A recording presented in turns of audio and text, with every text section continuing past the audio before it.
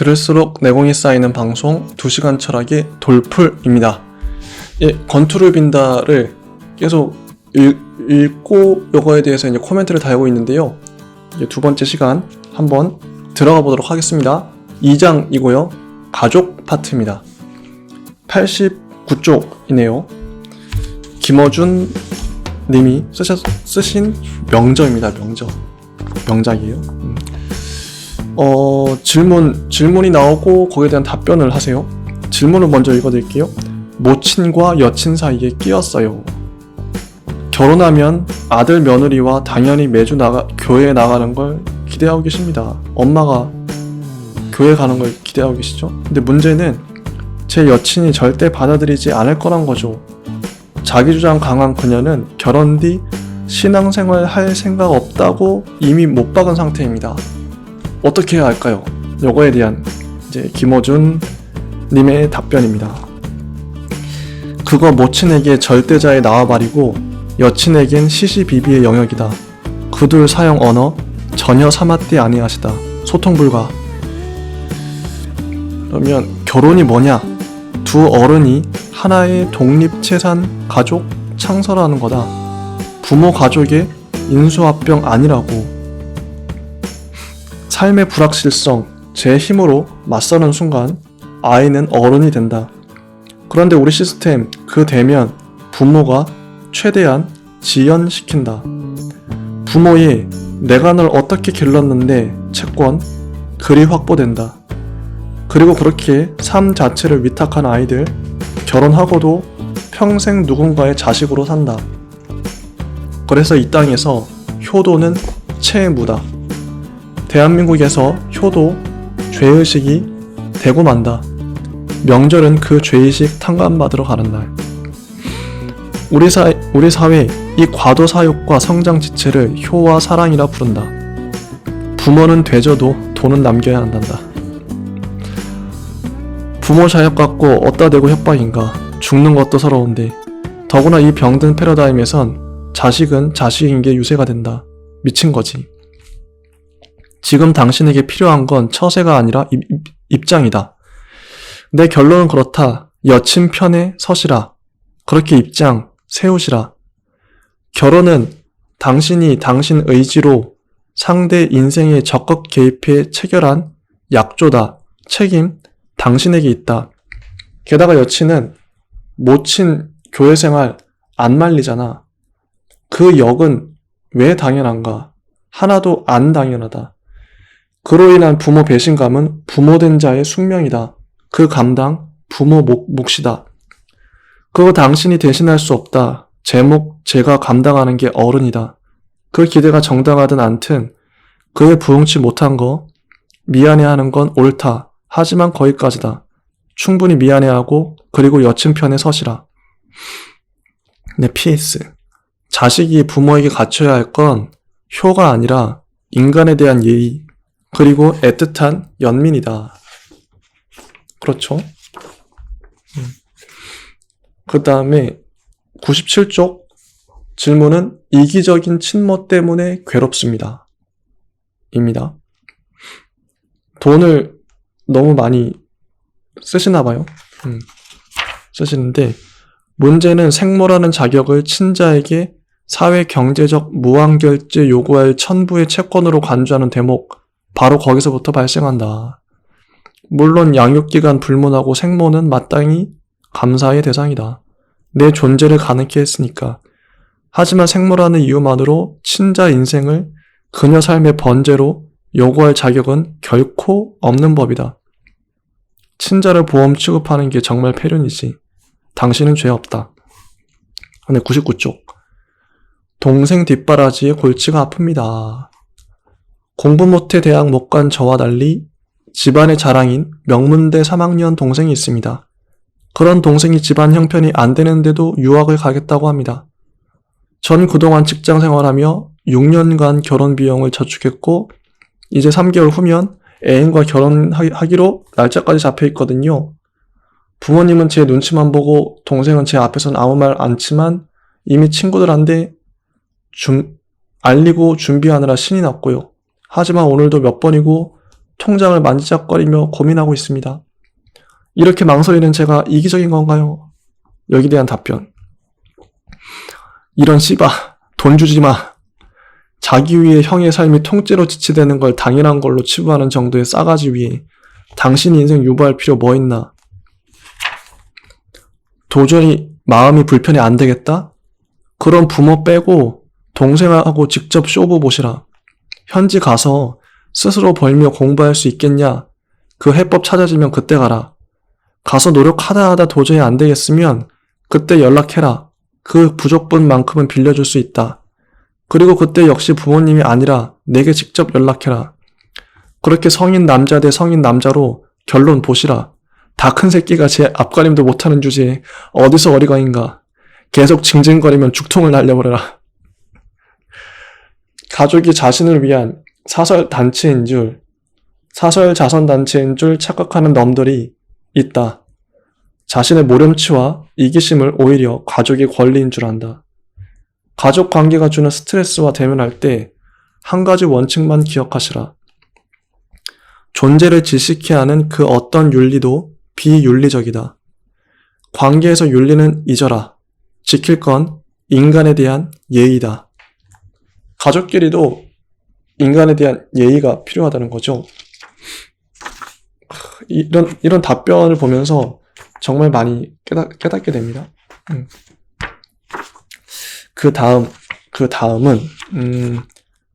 가족도 만들어진 거래요. 여기 넘어가서 103쪽. 아빠의 불륜 어떻게 해야 할지 모르겠어요. 27의 딸이 아빠의 불륜을 알아버린 거죠. 거기에 대한 답변은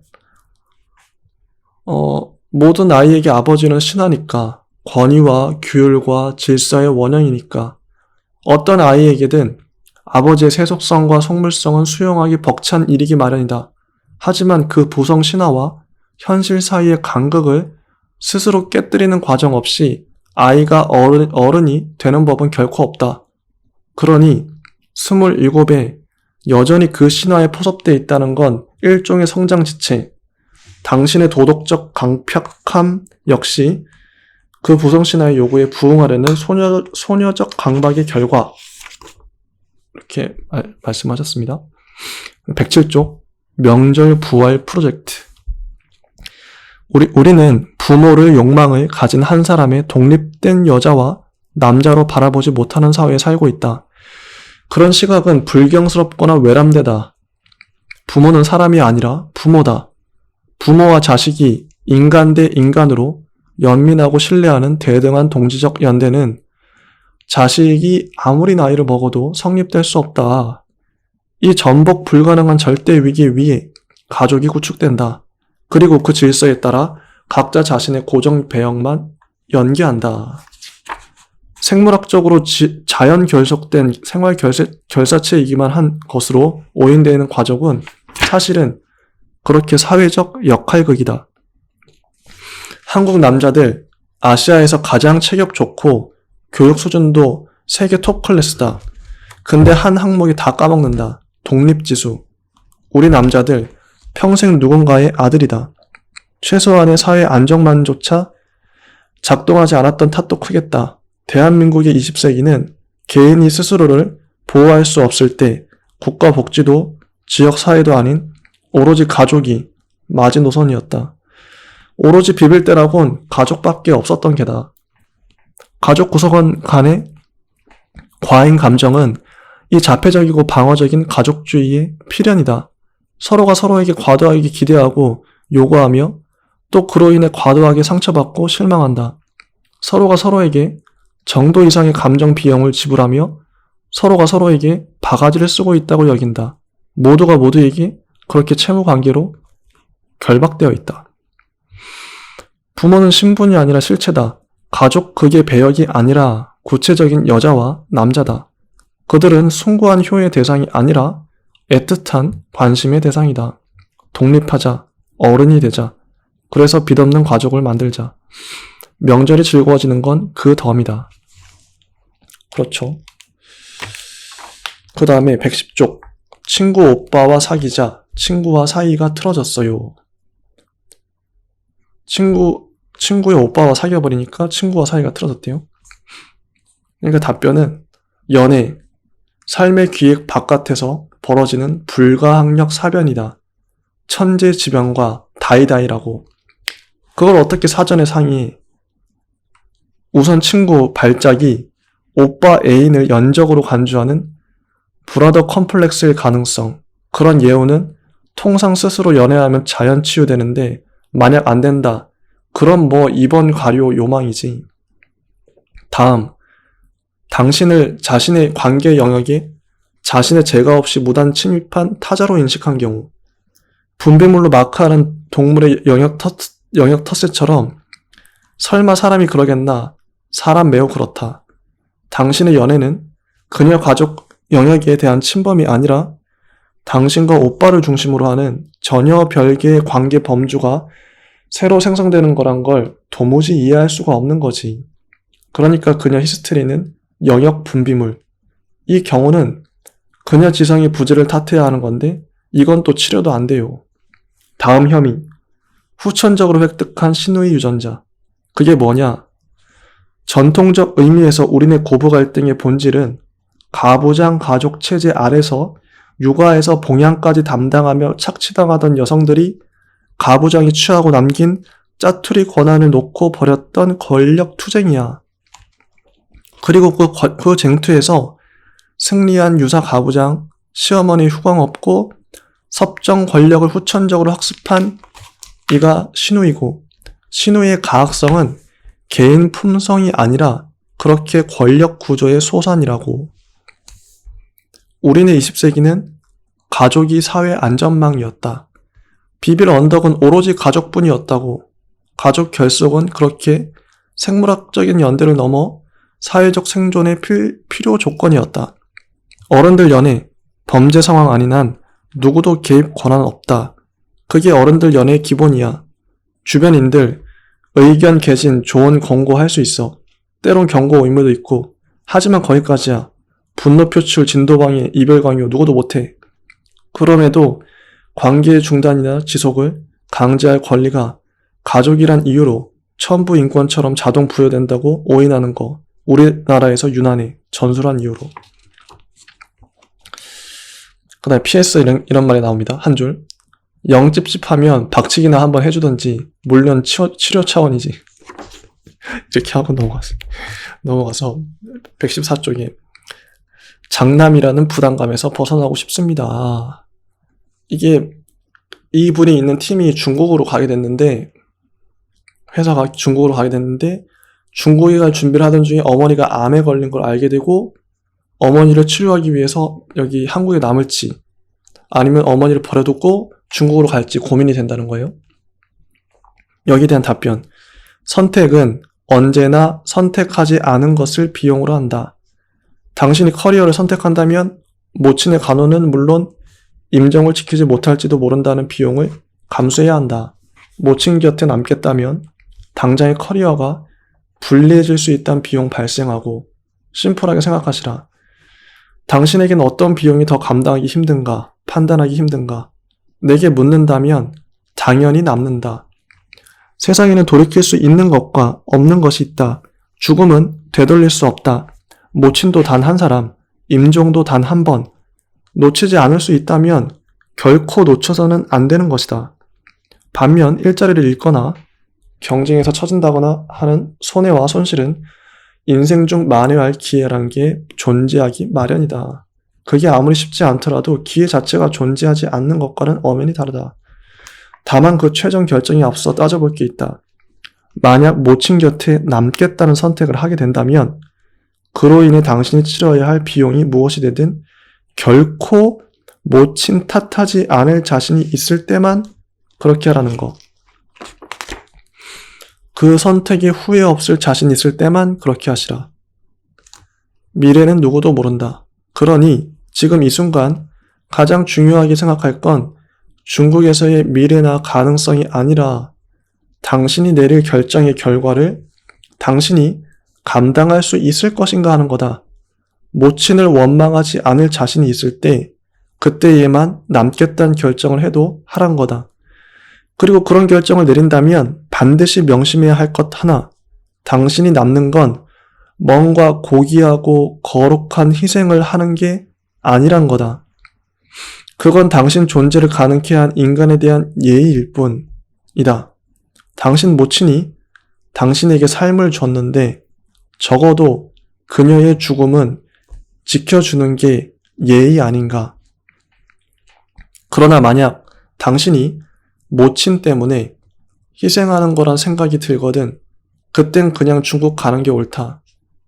희생이란 생각을 떠올린다는 자체가 마땅히 지킬 예의란 관점이 아니라 할 수 없이 지불하는 비용의 관점으로 그 일을 바라본다는 말이다. 그것이 비용으로 계산된다면 일이 자신에게 불리하게 돌아가는 즉시 본전 생각 반드시 나게 되어 있다. 그런 자 틀림없이 모친 원망한다. 자기 삶이 불행한 건 그때 중국에 가지 못했기 때문이라며 다 큰 어른들이 비루한 자신의 삶을 부모 탓으로 돌리는 것처럼 꼴불견도 없다. 당신이 감당할 수 있는 선택만 하라는 거다.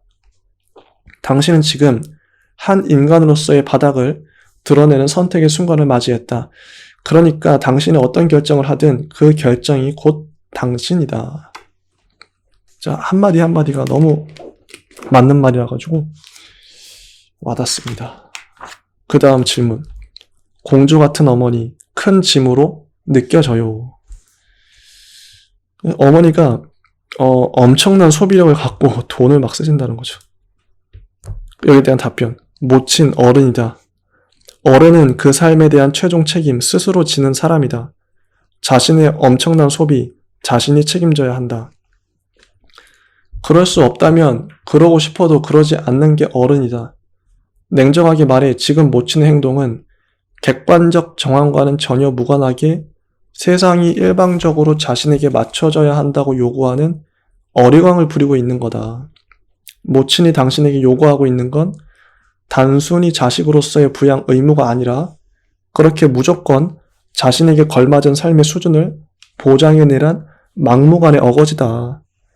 당신의 월급은 바로 그 목적을 위해 소비되고 있는 품위 유지비. 당신은 모친의 에고를 위해 존재하는 그녀 삶의 데코레이션이 아니라는 거.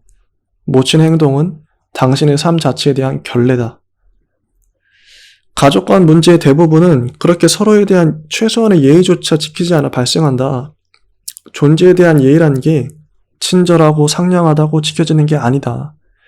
아무리 무뚝뚝하고 불친절해도 각자에게 고유한 삶에 대한 배타적 권리가 있으며 선택의 기로에 섰을 때 스스로의 자유의지로 그 경로를 최종 선택하는 것이란 걸 온전히 존중하는 것. 그게 바로 인간에 대한 예의다. 그 어떤 자격도 그 선을 넘을 권리는 없다. 가족 사이에 아예 그런 선이 없다는 착각은 그래서 그 자체로 폭력이다. 그렇죠? 서로에 대한 예의, 인간에 대한 예의. 가족 파트 얘기를 하시면서 인간에 대한 예의를 많이 거론하세요. 근데 가족이라는 그 단어 자체가 참 묘한 게 왠지 가족이라 그러면 좀 편하잖아요. 편하니까 함부로 하고 막 예의 없이 막 하죠. 그래서 더 예의가 필요한 것 같아요. 남보다 더 멀어질 때가 있는데, 남보다 더 함부로 대할 때가 있는데, 남보다 더 예의를 차려서 가족을 대한다면 많은 가족들이 그렇게 싸우지는 않을 것 같은데. 자, 그래서 저도 저희 어머니에 대해서, 제 동생에 대해서 예의를 갖춰서 남보다 더 깍듯하게 대해야겠다 생각이 들더라고요. 121쪽. 내 돈은 내가 관리하고 싶습니다. 사회생활 시작한 지 2년 넘은 직장인입니다. 월급을 부모님이 관리하시고 전 용돈을 받아 쓰고 있습니다. 여기에 대한 답변. 놀랍다. 정상적 사회생활하는 28살 성인이 이런 이야기를 한다는 게 당신 어른이야. 어른이 뭔가 제목 기꺼이 감당하는 사람이다. 그 과잉 안락에 안주하는 삶을 자식은 효도라 부르고 사회적 성인이 되어서도 여전히 부모로부터 분리되지 못하는 거 성장 지체다. 그러니까 야박하지만 사실대로 말하자면 이미 30이 다 된 성인 자식의 통장 관리를 부모가 대신하고 용돈만 준다는 건 똥오줌 가리지 못하는 아이에게 기저귀를 채우는 것과 본질적으로 다르지 않은 거라고. 부모가 어른인 만큼 자식도 어른이라는 걸 인정하지 않는 한 자식은 독립적 인격체가 될 수 없다. 그러니까 당신은 여전히 기저귀를 차고 있는 셈이다. 당신이 부모의 보호를 어느 순간부터 거부하면 부모, 서운할 게다. 그러나 그건 세상 모든 부모가 거쳐가는 부모의 통과 의례다. 그건 그것대로 온전히 부모의 몫이라고. 당신이 대신할 수 없는 거다. 당신은 지금 당신이 대신할 수도 없고 그렇다고 부모가 생략하고 건너뛸 수도 없는 것 때문에 고민하고 망설이느라 정작 자신의 삶이 지체되고 있다는 걸 깨닫지 못하고 있다. 부모로부터 분리되지 않고서 어른 되는 경로란 없다. 그러니 사실 지금 걱정해야 할 건 부모가 아니라 바로 당신 자신이다. 정중하게 이제 내가 내 통장 관리하겠다고 말씀드리라. 이유를 묻는다면 부모님을 믿지 못해서가 아니라 분명히 저보다 잘 하시겠지만 나도 이제 어른이 됐고 어른이 된 만큼 자산 관리는 내가 직접 하고 싶다고 예의 바르게 그러나 분명하게 말씀드리라. 실수할 수도 있겠지만 그것도 어른이 되는 과정이 아니겠냐며 도움이 필요하면 그때 여쭙겠다고. 당신은 이제 누군가의 아들이 아니라 누군가가 되어야 할 나이다. 만에 하나 당신이 아무리 요청해도 걱정된다며 당신들이 계속 통장을 쥐고 있겠다면 그때는 월급이 문제가 아니다. 집 나오시라. 당신이 지금 위탁 관리하고 있는 건 월급이 아니라 당신 삶 자체니까. 이 부분 저도 이게 참 제가 어머니랑 편의점을 같이 하고 있는데 어머니가 이제 저한테 월급을 주시고 저의 그 모든 비용을 다 관리하고 계시죠. 저의 통장은 어머니한테 있다고 해도 과언이 아닙니다. 맨날 용돈 타서 쓰고 있는데 이게 저한테 지금 읽으면서도 가장 찔리는 지점이었어요. 이 부분이. 나는 독립을 해야 내가 어른이 될 텐데 아직도 독립을 못하고 있고 내 돈은 어머니한테 다 있고 그래서 내가 아직 어른이 못 된 건가? 성장이 지체되는 건가? 아직도 나는 기저귀를 차고 있나? 참 어렵더라고요. 근데 막상 이게 또 어머니가 있으면은 뭐 집 문제도 일단 집세도 만만치 않은데 해결이 되고 어머니가 또 일을 나눠서 같이 분담해서 하니까 유튜브 할 시간도 생기고 그래서 저 어머니랑 이제 서로 얹혀 사는 건데 이렇게 사는 게 맞나? 언제까지 이렇게 살아야 되나? 제가 어머니한테 많이 의존하고 의지하는 건 있죠. 확실히. 근데 이런 지점들이 나한테 과연 유익인가? 내가 좀 힘들더라도 독립을 하는 게 맞나? 아예 어머니 편의점에서 일하지 않고 다른 데로 뭐 다른 편의점을 간다 할지라도 그게 나의 그 좀 뭐랄까 독립성, 주체성을 키우는데 더 도움이 되지 않을까? 좀 고민이 돼요. 고민이 되는 지점이고 계속 한번 고민해보면서 그 다음 124쪽 기대가 큰 부모님께 솔직해지기 힘들어요. 답변은 아이는 어머니의 욕망을 욕망한다지만 당신은 성인이 되어서도 엄마 욕망을 충족시키지 못할까봐 안절부절이다. 그러는 거 효도라 착각하지 마시라. 효도 아니다. 공포다. 부모 낙담시키고 기대 져버리는 것에 대한 두려움. 그리하여 부모로부터 인정받지 못하고 분리되는 데 대한 공포. 이거 당신이 청소년일 때 정리되기 시작했어야 한다. 당신 삶의 기준은 부모의 기대가 아니라 당신 욕망이어야 한다. 하지만 당신 부모 기대를 충족시키기 위해 이 땅에 태어난 거 아니다. 자기 인생 남의 기대를 위해 쓰는 거 아니라고. 그것이 부모라도 마찬가지다. 강렬하죠? 그 다음은 질문이 예비 형수님의 카드빚 혼수 부모님께 알려야 할까요? 카드빚이 있는 거를 알아버린 거죠.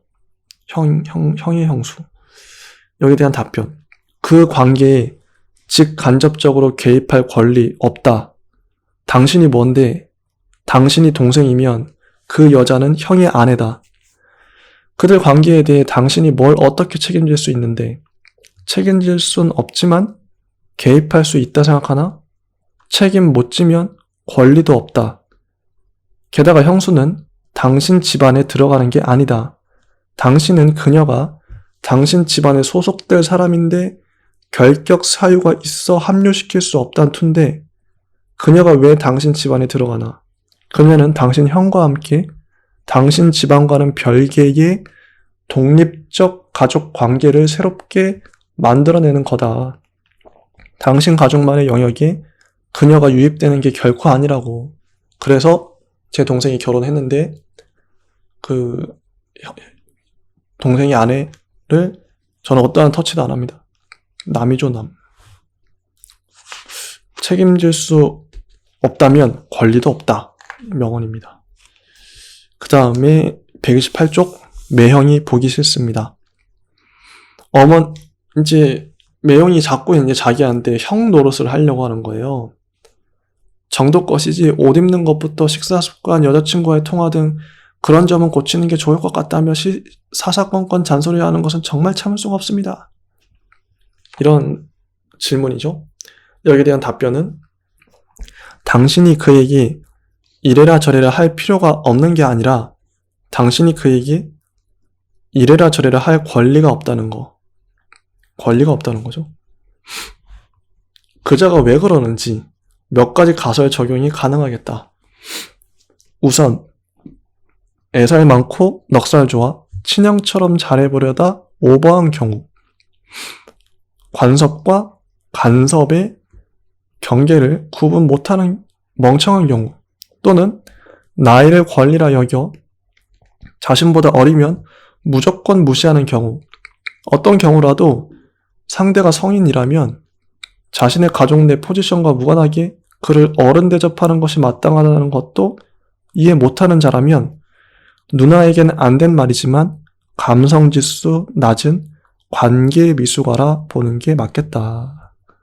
어떤 관계든 처음부터 분명히 해두지 않으면 시간이 지나면 지날수록 바로잡기가 더 어려워진다. 한 가지 주의할 점은 그런 관계 미숙아들은 워낙 자기중심적인지라 돌려 이야기하면 그 중에 자신에게 유리한 대목만 선별 청취해 그마저도 자신이 편하도록 일방 해석한다. 그래서 실컷 이야기했더니 엉뚱한 소리 할 공상 크다. 그러니 기왕 이야기한다면 아주 단도직입적으로 이야기하는 게 필요하다. 나 어른이니 신경 끄시라고. 예의 바른 태도로 하지만 정색하고.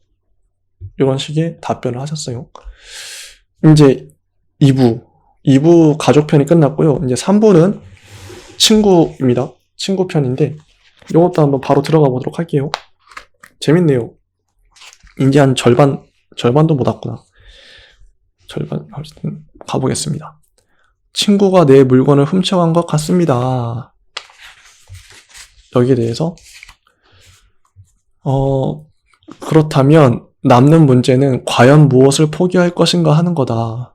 친구 관계를 포기하느냐 아니면 그 물건을 포기하느냐, 어느 쪽을 포기하든 가장 중요한 건 친구가 더 중요하냐 펜던트가 더 중요하냐의 비교가 아니라 당신이 어느 쪽을 포기하는 걸 더 잘 견디겠느냐 하는 거다. 어느 쪽을 선택하든 자신의 결정을 스스로 감당할 수만 있다면 누구도 탓할 권리 없다. 그러니 지금 당신에게 필요한 건 남의 조언이 아니라 자신이 과연 어떤 결정을 더 잘 감당할 수 있는 사람인지, 그러니까 당신 자신이 도대체 어떤 인간인지 가만히 스스로에게 물어보는 거다. 어떤 결정을 내가 더 잘 견딜 수 있는가. 그 다음에 비겁했던 나라는 제목입니다. 아이가 처음으로 진정한 선택의 순간과 맞닥뜨리게 되는 건 보통 친구와의 관계를 통해서다. 가족 관계에서는 가족의 룰, 부모의 규율이 아이의 선택을 대리하는 경우가 대부분인지라 애초부터 선택지가 존재하지도 않거나 혹은 선택에 있어서 힘의 균형이 유지되지 않는다. 선생님 혹은 선배나 상사와의 관계에서 엄밀한 의미의 선택이 어려운 것도 마찬가지 이유다. 결국 동등한 권력 균형 아래서 선택의 기로에 알몸으로 서게 되는 상황은 대부분 친구와의 관계에서 처음 겪게 된다. 그리고 그럴 때야말로 자신이 실제 어떤 사람인지 스스로 깨닫게 되는 기회도 처음 찾아온다. 그로 인해 내가 어떻게 생겨 먹었는지 그 경계의 일부를 파악하게 되었으니까, 그렇게 내가 누군지 알게 되는 첫걸음을 떼게 되었으니까, 선택은 언제나 자신을 드러낸다. 선택이 곧 자신이란 말이다. 그리고 그런 선택은 친구와의 관계를 통해 가장 먼저 경험하게 되는 법이다. 그 다음에 137쪽인데 친구를 배신했어요 라는 질문이에요. 교환학생을 선발하는데 친구도 똑같은 교환학생 가고 싶었는데 교수님이 이제 먼저 제의를 해가지고 친구를 못 가게 되고 자기가 가게 된 거죠. 그래서 배신했다는 건데, 그런데 말이다. 지금 당신은 당신의 삶과 미래가 당신의 계획과 실천에 의해 대부분 결정난다 생각하겠지만 사실은 그렇지가 않다. 실제 당신 삶 중 상당 부분은 어느 날 갑자기 닥쳐온 우연에 당신이 어떤 선택을 하느냐에 의해 결정된다. 인생의 주요 국면들이 그렇게 닥쳐온 우연과 재수에 어떻게 대처했느냐에 의해 결정된다는 거. 그런데 당신은 어느 날 찾아온 그 우연한 선택의 기로에서 이기적이고 비겁한 방식으로 친구보다는 자신의 이익을 선택했다. 바로 그렇게 대처한 당신의 선택이 쌓여 당신이란 사람이 누군지가 결정된다. 이번 경우도 마찬가지다. 당신이 당신 스스로에 대해 어떻게 생각하든 실제 당신은 딱 그 선택의 정도만큼 이기적이고 비겁한 사람인 거다. 자신은 그렇게 자기 선택의 누적뿐이다. 그런 선택에 마땅히 따르는 대가를 지불하려 하지 않는 자, 부지기수다. 핑계를 찾고 이유를 찾는다. 자신은 그럴 수밖에 없었다는 거다. 결정적 차이는 거기서 만들어진다. 그 선택을 합리화하기 위해 만들어내는 갖가지 거짓과 사기는 결국 다른 누구보다 자기 자신을 좀먹는다. 비겁하고 이기적이면서 스스로 그걸 인정하지 않을 때 진정한 피해는 그렇게 다른 사람이 아니라 자신이 입게 된다. 그러니 친구에게 최대한 솔직하게 당신 선택을 해명해 주시라. 진심으로 미안하게 됐다고. 그 순간 그런 결정을 한 나를 비난하라고. 그 친구가 당신을 받아들여줄 것이냐? 모른다. 하지만 그렇게 하는 게 당신이 내렸던 비겁하고 이기적인 결정에도 불구하고 친구에게 얄팍하게 사기치지 않고 그 관계를 지속할 가능성이 있는 유일한 방법이다. 그 외에는 거짓과 합리화와 도피밖에 없다. 그리고 그런 행동은 다른 누구보다 당신을 삭게 만든다. 스스로에게 떳떳한 자가 갖게 되는 자존감의 괴력은 실로 대단한 것이기 때문이다. 무엇보다 자신의 삶에 대해 당당해질 뿐 아니라 그 기운은 반드시 주변에 전달된다. 그런 사람들은 그런 사람을 무척 좋아한다. 그쵸?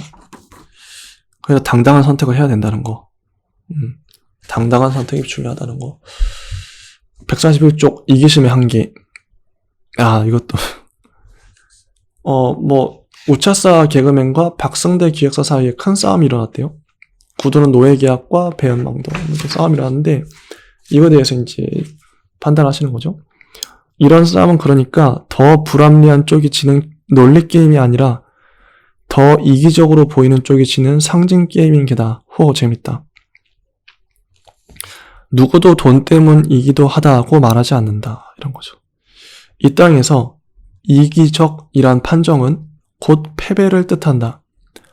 해서 파업의 전위에는 항상 민주나 인권이 서 있다. 그러나 그래봐야 공격은 어김없이 후방에 엄폐해둔 정당한 이기심의 곡사로 쏟아진다. 파업과 이기주의는 그렇게 동의어다. 그래서 더욱 죽어라 민주와 인권에 매달려 본다. 하지만 소용없다. 서로 숨기고 간파하는 지점이 뻔하다. 참 희한하다. 모든 경제 주체는 반드시 이기적이어야 한다. 자신의 이익은 누가 대신 보호해주지 않는다. 어떤 경제 주체를 이기적이라 공격하는 게 마땅하려면 그들이 자신의 이익을 포기하면 누군가 대신 그들의 이익을 보장해줘야 한다. 혹은 공격하는 자도 자신의 이익을 포기하든가. 그러나 누구도 제 이익을 포기하지 않을 뿐 아니라 남이 포기한 이익을 대신 건사해 주지도 않는다. 이가 엇갈릴 때는 이기적이 되는 건 그래서 욕심이 아니라 권리다. 그런데 우리 이기심 그 자체가 공격 대상이다. 희한하다. 종교의 구속력은 그 목표의 도달 불가능성에서 기인한다. 누구도 거기 도달할 수가 없다. 모두가 죄인인 것이다. 그렇게 율법을 어기지 않는 자가 존재할 수 없어야 종교가 산다. 많은 종교가 그렇게 돌아간다. 종교의 음모다. 우린 이기적인 건 곧 죄악이라 믿도록 훈육되었다. 하지만 이기심은 모든 생명의 존재 원리다. 이기적 권리가 충돌할 때 그 갈등을 해결하라고 있는 게 정치다. 이기적 욕구는 당연히 기본이라 인정하고 그로 인한 갈등을 어떻게 조절해 질서를 조직하느냐 고민하기보다 욕구 그 자체를 공격해 전체의 자유도를 관제하는 방식, 혼란 비용을 지불하느니 죄책감으로 갈등 자체를 원천 봉쇄하는 방식, 이 근본주의적 통제 방식이 바로 우리 정치의 발명품이다. 중재의 수고를 덜고 혹여 실패하는 무능을 은폐하기 위한 우리의 그분은 그렇게 오신 게다. 자신이 이기적이란 사실 자체를 괴로워하는 사람들이 적지 않다. 그러나 이기심은 존재의 기본 권리다. 문제는 이기적이냐 아니냐가 아니라 과연 어디서 그 한계를 긋느냐 하는 거다. 그 한계선을 이어붙이면 그게 곧 자신이다. 맞는 말입니다. 맞아요. 그다음 145쪽. 어느 날 절친한 친구가 제가 늘 부담스러웠다고 하네요. 그 10년 동안, 15년 동안 우정이 있었는데 그 친구가 하는 말이 너 때문에 항상 뺏기고만 살았다. 난 누구누구의 친구로만 불렸다. 너는 나한테 늘 부담스러운 친구였다. 고백을 한 거죠. 이에 대해서 김호준 총수님은 이렇게 답변하십니다. 그건 당신이 결정할 문제가 아니다.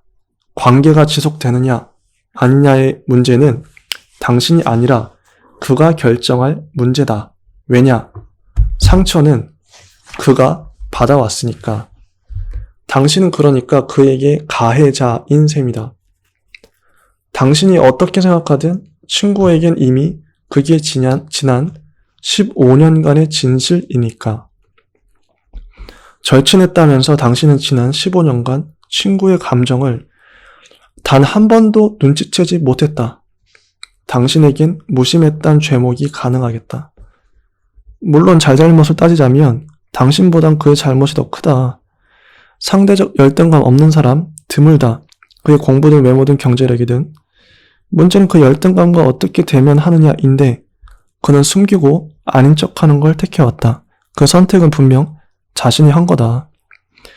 그런데도 이제 와서 당신을 탓한다. 그 피해 모두를 당신 탓으로 돌리는 건 부당하다. 그 피해는 스스로 택한 대처 방식의 결과이기도 하기 때문에 하지만 나는 그렇게 말할 수 있어도 적어도 당신은 그를 직접 탓할 수가 없다.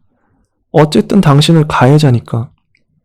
당신이 아무리 논리적으로 그를 설득하려 해도 쉽게 안 될 게다. 상처 입은 자존감의 문제는 언제나 논리를 넘어선다. 그럼 그에게 지난 15년간의 우정을 지키자고 설득해야 하느냐? 사실 우정을 지키자고 호소하는 건 그 자체로 우정에 어울리지 않는 액션이다. 우정은 당신 혼자 지키고 말고 할 수 있는 게 아니니까.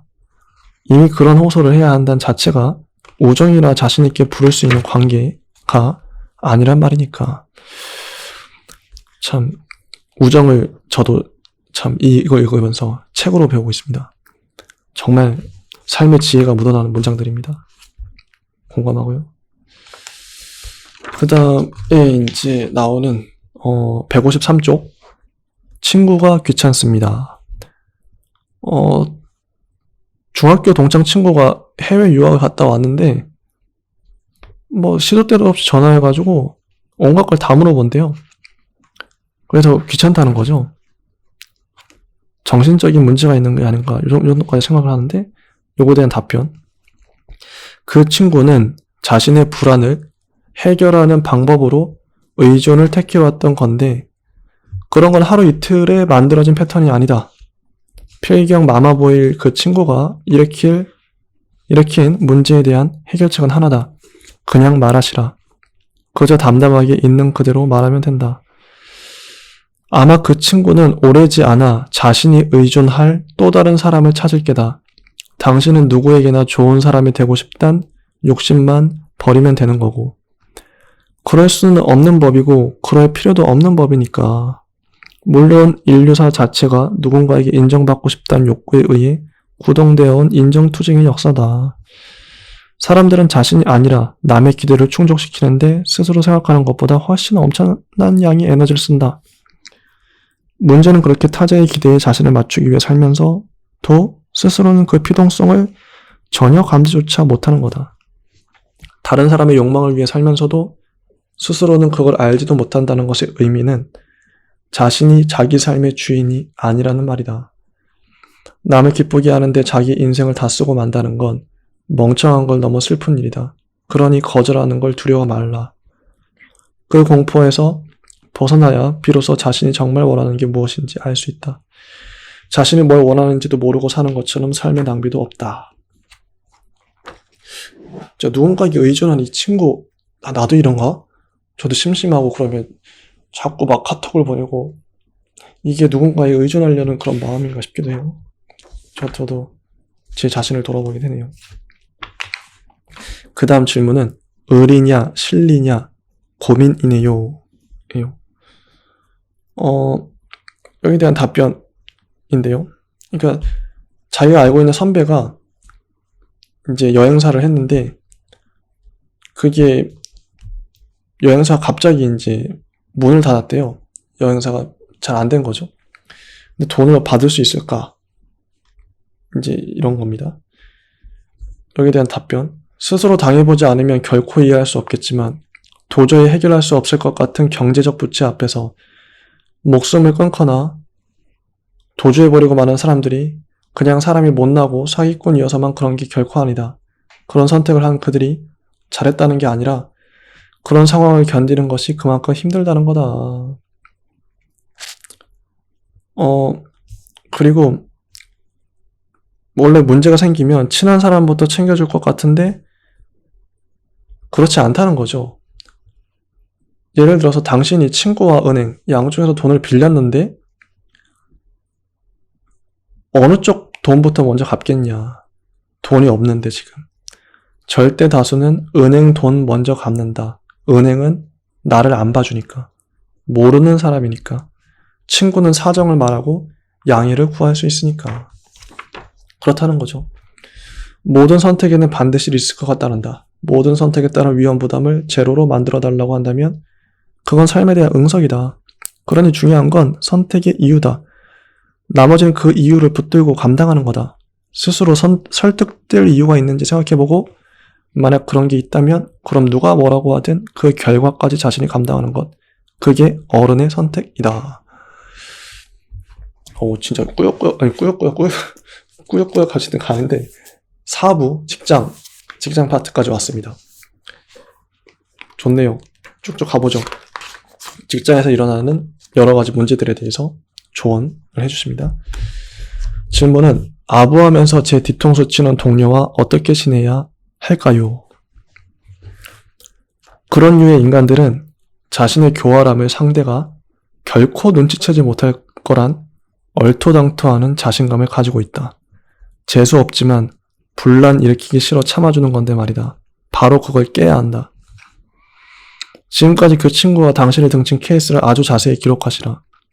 6화 원칙에 입각해 그 당시의 말과 행동, 그리고 그게 진실과 어떻게 달랐는지 최대한 꼼꼼하게, 당시의 소리도 복사에 첨부하고, 가능하면 그 일을 알고 있는 주변 사람들의 증언도 받아두시라.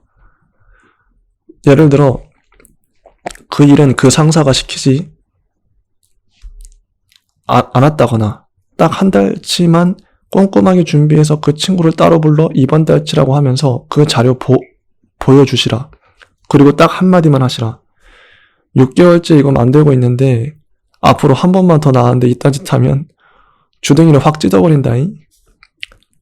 해맑게 미소 지으면서 나직하게. 그리고 가서 볼일 보시라. 통쾌하죠. 163쪽 양아치가 되자 라는 제목입니다. 양아치가 요즘 뜬데요. 양아치 그들은 우선 욕망에 솔직하다. 사회는 개인의 욕망을 품위 있게 포장하고 조율하기 위해 오랜 세월 나름의 예법과 규범을 개발해왔다. 양아치는 이런 사회적 관례에 무심하다. 그래서 품위가 없다. 그들 패션에 품위 대신 훅가시가 있을 뿐이다. 그러나 격식 대신 욕망을 선택한 양아치는 그 덕에 이 땅 특유의 뒤틀린 도덕적 이중잣대에 오랫동안 짓눌려왔던 대다수의 민간인들보다 정신과적 차원에서 건강하다. 민간인들의 환호는 그러니까 그런 파격에 대한 카타르시스인 게다. 또한 양아치는 비장하지 않다. 비장하면 양아치가 아니다. 일상의 안위와 개인의 행복을 맨 앞에 놓는 그들은 본질적으로 소시민이다. 너는 민족 중흥을 위해서 역사적 사명을 띠고 태어난 것이라고 무섭게도 내 탄생의 목적을 못 박아주는 국가 앞에 공익과 질서를 지키고 책임과 의무를 다하며 국가 건설에 참여하고 반공정신이 투철한 근면한 국민이 되겠다고 선언했던 과거의 민간인들과는 다르게 그들은 그냥 태어났고 그냥 자신의 행복을 위해 자기 뜻대로 산다. 그리고 양아치는 독립군이다. 양아치는 조직폭력배가 못 된다. 폭력을 못해서가 아니라 조직을 못해서다. 양아치가 조직을 하는 순간부터 그들은 이미 양아치가 아니다.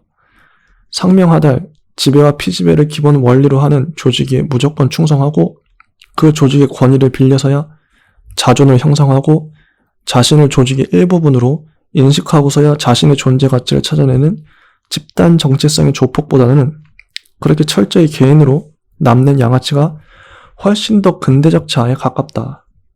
삼류 인생으로 취급받던 라이프 스타일이 이런 식으로 같이 전복되어 환호받는다는 건 그만큼 그 대척점에서 오랜 세월 이 땅을 지배해왔던 주류적 가치에 이 사회가 이제는 지칠 만큼 지쳤다는 증거에 다름 아니다. 엄숙주의, 집단주의, 도덕주의, 양아치는 정확하게 그 반대편에서 출발한다. 충분히 엄숙하고 충분히 집단적이며 충분히 도덕적인 당신, 이제 양아치가 되라. 개인과 조직 사이에서 갈등할 때 가장 기본적인 기준은 언제나 그렇게 자신의 욕망에 충실하며 비장하지 않은 독립군인 채로 당신 자신이어야 한다. 그렇게 독립된 개체로서의 자각 없이는 개인의 자존도 없다. 네, 그 다음에 질문은 일 중독인 입사 동기 때문에 너무 피곤해요. 이런 사람이 있죠. 일 중독. 여기에 대한 답변. 단위 시간 내의 생산성이나 속도로만 승부가 나지 않는 일은 앞으로도 얼마든지 있다. 기죽지 말고 스트레스 받지 말고 감정지수, 창의력, 자신만의 복합적 문제 해결 능력을 배양하시라. 어떻게? 사회적 관계를 확대하고 시대의 맥을 놓치지 말고 인간 심리의 본질을 탐구하고 크로스 컬처한 경험을 축적하시라. 그러니까 사람 두루두루 사귀고 문화 경험 많이 하고 연애 많이 하고 여행 많이 가란 소리다.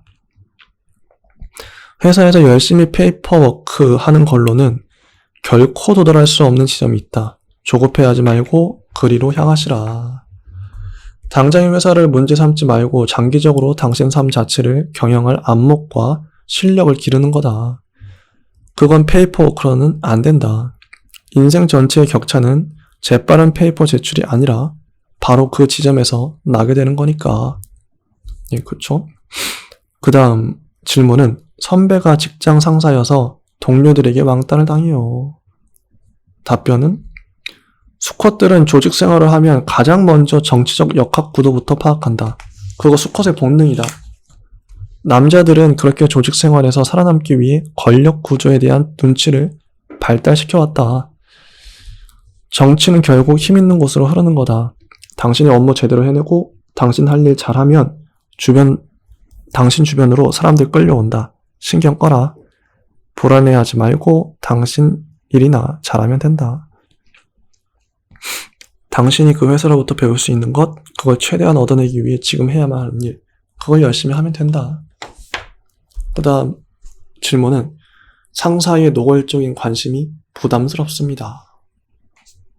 답변은 단언하건대 그놈 처음 아니다. 원래 그런 놈들은 사귀자고 하지 않는다. 올가미로 되돌아올까봐. 그 놈은 그냥 당신을 먹고 싶은 거다.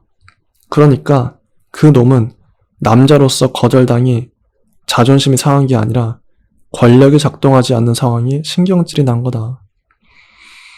정면으로 부딪혀보는 거 고려해보시라. 먼저 연락해 만나라. 그리고 말해라.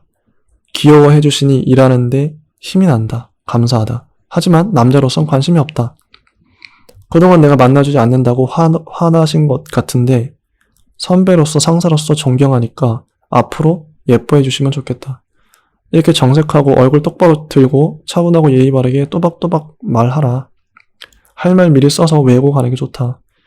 길게 말할 필요도 없다. 딱 준비해간 이야기만 하라. 몇 번이면 된다. 여기서 중요한 지점. 절대 미안해하는 기색 보여서는 안 된다. 왜냐? 당신은 그 자리에서 그를 당신에 대한 우월적 지위를 가진 권력자가 아니라 한 사람의 초라한 남자로 만드는 거니까. 권력 가진 상사가 아니라 그냥 어필 못하는 남자로 대하는 거니까. 그게 포인트다. 만약 당신이 미안한 모습을 보이면 그는 자신의 권력을 재인식한다. 복종하지 않는 부하에게 화내는 상사는 많아도 거절하는 여자 앞에서 위축되지 않는 남자는 없다. 175쪽. 여자 상사의 성희롱에 어떻게 대처해야 할까요? 일반 범죄에선 의도를 따진다. 하지만 성희롱은 아니다. 손상 대상이 물리적 신체가 아니라 객관적으로 측정 불가능한 정신의 영역인지라 그 피해 정도로부터 범법 정도를 객관적으로 연역 추정할 수가 없다. 하여 성희롱은 의도가 아니라 피해자의 감정이 기본 잣대다. 그녀가 당신의 상사라는 게 중요하다. 성희롱은 권력형 범죄다. 권력의 상대적 우위를 이용해 성적 굴욕감을 느끼게 하는 언동을 일컫는다. 성희롱 문제는 이러한 이유로 까다로워진다. 피해 입증도 어려운 데다 서로 그 입증이 가능하다 하더라도 우월한 권력에 의한 조직 내 보복과 그로 인한 커리어상의 불이익이 두려울 수밖에 없다. 수많은 여성들이 직장 내 성희롱을 당하고도 혼자 참고 넘어가는 경우가 허다한 건 그래서다. 상사에 대한 예를 갖추고 자신감을 갖고 분명하고 차분한 어조로 또박또박 전달해야 한다. 상대의 기분을 상하게 만들 수도 있는 이야기일수록 어떤 태도를 취하느냐 하는 게 실제 그 내용보다 훨씬 더 중요하다. 그리고 다음 질문입니다. 상사가 일을 너무 못해서 스트레스 받습니다. 그럼에도 불구하고 그 과장이 그 직장에서 살아남는 이유가 분명히 있을 거다. 그건 아마도 당신이 갖지 못한 능력일 것이다. 그러니 그 양반을 깔보는 마음부터 일단 버려라. 능력이란 게 업무를 재빨리 파악하고 문서를 예쁘게 꾸미고 보고서 잘 만들고 하는 것만을 의미하는 게 아니다. 당신 회사의 사장이나 이사가 그런 능력이 출중해서 그 자리에 간 게 아니라고. 사람들의 욕망과 갈등을 중재하는 정치력, 일의 큰 방향성을 가늠하는 통찰력, 인간을 자기가 원하는 방향으로 부리는 용인술, 상대로부터 신뢰를 얻어내는 태도, 자세, 외모, 말투를 비롯해 보고서를 작성하는 것과는 다른 종류의 능력이 분명히 있었기에 그 자리에 간 거다. 그리고 그런 능력 중에는 실제 매일의 업무보다는 업무 이외의 분야에서 발휘되는 게 훨씬 더 많다. 그러니 매일의 업무만 보고 그 사람 능력의 모든 면을 봤다고 생각하면 오산이다. 그 과장은 당신이 말한 그 해당 업무에 유독 약한 두뇌를 가지고 있을 수 있다. 수학 잘하는 사람이 따로 있듯이 말이다. 하지만 분명한 건 과장 될 때까지 월급 그냥 공짜로 주는 회사는 세상에 없다는 거다. 오히려 기왕 해야 하는 일이라면 성심성의껏 하고 진심을 다해 도와줘라. 세상에 공짜는 없는 법이라 그게 당신한테 어떤 식으로든 돌아온 날이 있을 거다. 하지만 당신이 절대 하지 말아야 할 건 분명히 있다. 그 과장에 대한 다른 사람에게 욕하지 마라. 그리고 미워하지도 마라. 당신이 다음에 그에게 결정적인 도움을 받아야 할 날이 올지도 모른다. 설마 하겠지만 천만의 말씀이다. 세상 일 절대 모르는 거다. 특히나 사회생활은. 참 지혜로운 답변입니다. 그 다음 질문은 여자 상사가 있는데 그녀가 저를 좋아하는 걸까요? 만만해 보여서 계속 부려먹으려 그러는 걸까요? 궁금한 거죠? 여기서 답변은 피해의식을 버려라. 당신보다 직장 내 권력의 우위에 있는 사람이라고 해서 당신이 그와 맺는 모든 관계가 수동적이고 방어적이기만 할 필요는 없다. 그런데 지금 당신은 그러고 있다. 상대가 그 정도로 스스럼 없이 군다면 당신도 그 장단에 맞춰주고 오히려 관계의 주도권을 당신이 행사해봐라. 그녀가 당신을 마음에 들어하는 걸 당신 역시 충분히 즐기고 누려라. 문제의 핵심은 그녀는 당신과의 관계를 충분히 즐기는데 당신은 전혀 그러지 못하고 있다는 거다. 관계를 즐겨라. 그래도 된다. 그 다음 어린 여자 상사 모시기가 힘이 듭니다. 그 여자는 왜 당신 상사겠나? 당신이 하고 있는 일에 당신보다 경험도 많고 업무에 더 익숙해서다. 그 이상의 이유가 필요 없다. 회사는 그런 조직이다. 업무에 더 익숙하고 경험 많은 사람을 조직 내 상급자로 놓는다. 그럼 주댕이 그만 내밀고 열심히 일해서 그 상사보다 더 빨리 진급해야겠다고 다짐하는 걸로 그 상황 극복해야 하는 거다. 그때까지 못 기다리겠고 그 전에 벨이 뒤틀려 견디질 못하겠다. 그럼 관두는 거고. 사람들이 선택을 못하는 진짜 이유는 답을 몰라서가 아니다. 그에 따르는 비용을 지불하기 싫어서다. 그 다음은 나이 많은 남자 부하 직원 대하기가 어렵습니다. 다른 시간 다른 공간에서 그와의 관계 얼마든지 역전될 수 있다. 그러니 그를 가소롭게 여기거나 하찮은 인간으로 여기는 우를 범하지 마시라. 그를 위해서가 아니라 당신을 위해서 말이다.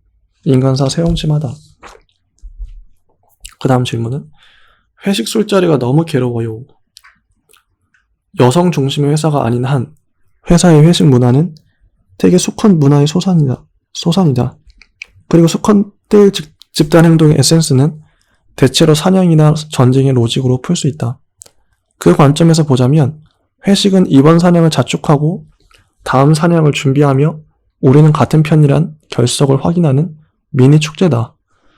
거기에 참석하는 수컷들의 심리에는 그 행사에 결석하면 다음 사냥에서 배제될지도 모른다는 공포가 깔려있다. 참석하는 게 마냥 좋기만 해서가 아니라 참석하지 않는 게 두려워서 빠지지 않는 게 회식이란 소리다. 여기에 더해 병영국가의 특징이 강한 우리나라에선 군사조직에서나 필요한 수준의 위계와 기강을 회사 같은 민간 조직에서 요구한다. 이 두 가지 조건이 결합되어 우리나라 회식 문화 특유의 술권하는 사회적 강제가 만들어지는 거다. 우리나라 특유의 회식 문화가 건강하기만 한 건 아니지만 그렇다고 해서 그 문화를 전면적으로 부정하는 건 당신에게 손해다. 모든 것이 그러하듯 회식에도 당연히 순기능이 존재한다. 소통과 동지의식 강화시킬 수 있다. 술이 싫다고 그 기회까지 날리지 마시라. 그리고 다음 질문은 남자들의 직장 서바이벌 노하우를 여자인 저도 따라가야 할까요? 그러니까 동료 남자 직원들은 상사들과 술자리도 만들고 룸사롱까지 간대요. 근데 자기는 여자라서 어렵다. 당신 말이 옳다. 당신 억울하다. 그런데 대부분의 직장 내 게임 룰은 여전히 남자들이 세팅하고 있는 게 사실이다. 그리고 그 게임의 룰은 간단하다. 너 내 편이냐 아니냐. 그 피와 구분을 위해, 그 패거리 짓기를 위해 남자들은 끊임없이 이너 서클을 만든다. 그렇게 우린 한통속이라는 의식을 조직한다. 그리고 그것을 통해 계보가 만들어진다. 위로 갈수록 승진은 계보를 탄다. 집안 생계에 운운하는 것은 남자들의 옹색한 핑계요 자기 합리화에 불과하다. 그 말이 진정이라면 소녀 가장 승진이 가장 고석이어야 한다. 하지만 그런 일은 결코 일어나지 않는다. 여성 직장인에 보이지 않는 승진 상한선인 유리천장이란 단어가 괜히 만들어진 게 아니다. 여성성을 무기로 사용하라는 처방을 비롯해 온갖 여성용 처세술 서적이 넘치는 것만 봐도 그 천장 뚫기란 여간 어려운 일이 아닌 것이다. 물론 남자보다 몇 배의 노력으로 오로지 실력으로 승부에 성공하는 여성들 존재한다. 대단한 여성들이다. 하지만 소수다. 하여 내 생각은 그렇다. 그런 결전의 다짐 이전에 먼저 그 조직의 문화부터 찬찬히 살펴보는 게 우선이다. 어느 회사나 고유의 조직 문화가 있다. 대표의 품성, 업종의 특성, 혹은 기업 역사가 만들어낸 그 조직 문화의 남성성 정도부터 가늠해 보시라. 극히 남성적인 문화가 지배하는 곳이라면 그렇게 정면 승부에 기력을 쏟느니 일찍 털고 나오는 게 현명하다. 그런 조직, 업종이라면 승진하면 할수록 오히려 더 힘들어진다. 대개 그런 조직, 업종의 상층부가 실력을 발휘하는 방식은 업무를 열심히 하는 게 아니다. 남자들끼리 학연, 지연을 비롯한 각종 연출과 의리와 인연 등이 실력을 좌우한다. 그리고 그런 건 공범의식 가진 남자들이 목숨 걸고 지키고자 하는 기득권이다. 인터셉트 매우 힘들다고. 그러니 본격적인 승부를 걸기 전에 먼저 직장 문화부터 꼼꼼히 살펴보는 게 우선이다. 그런 후 아니다 싶으면 과감히 떠나는 게 낫다. 그 다음 질문은 담배를 안 피우니 왕따가 된 듯합니다. 문제는 흡연이 아니라 당신의 불안이다. 흡연 시의 연대감이란 뭐 대단한 게 절대 아니다. 어차피 누구도 모든 이들의 관계 속에 동시에 존재할 수 없다. 당신이 부재한 곳에서 다른 이들의 대화는 끊임없이 이루어진다. 담배를 피든 안 피우든 잡담 몇 개 가담치 못했다는 이유로 소외감 느낀다면 그건 당신 불안이 만들어낸 과민 반응일 뿐이다. 그 다음 질문은 친구가 있는 집 자식인 게 부럽습니다. 이 세상에 쉬운 거 하나도 없다. 일이 되려면 나름의 고유한 과정 반드시 거쳐야 한다. 그 과정을 스스로 거쳐야 비로소 내 것으로 체화되는 법이고 거저되는 거 아무것도 없다. 그런데 그에게는 조건이 거저 주어졌다. 그렇게 부모가 만들어준 조건을 자신의 능력으로 착각하는 자들 많다. 그런 착각은 사람을 시건방지게 만든다. 그리고 시건방은 실패를 낳기 마련. 출발선이 유리하다고 달리기까지 남이 해주는 건 아니란 말이다. 두고 보시라. 그가 앞으로 겪게 될 고난 결코 당신의 그것보다 적지 않을 테니. 한 조사를 보면 세계적으로 성공한 사람들의 재밌는 공통점 중 하나가 30대까지도 이런저런 일을 전전하다가 30대가 한참을 지나서야 비로소 해당 분야에 정착했다는 거다. 생각해보면 당연하다.